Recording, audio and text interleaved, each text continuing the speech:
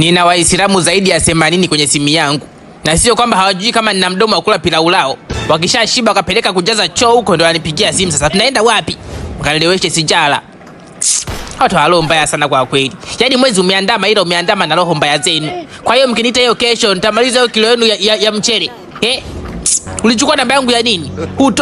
Utaki nile vya kwako. Nini maana ya undugu kufaana? Unataka nikufae tu mimi wewe kunifaa na pilau lako hamna.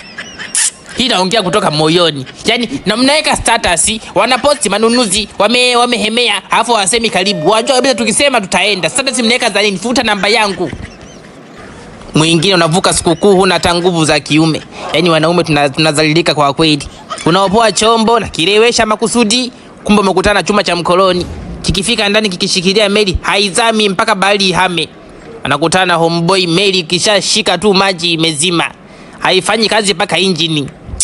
Mazailiko ya nini? Mpigie simu ujani akupe dawa ya kupaka uongeze meli ili ipite badali yoyote ile. Kwa wiki 2 tu meli inapakia mpaka vibwengo. Nyingine ni ya kunywa. Hii inaimarisha meli isiharibike kishika maji.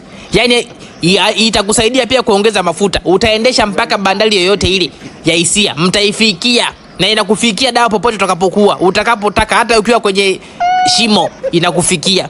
Na nyie kwenye simu yangu ikifika saa 6 sijaona mwaliko wowote na block.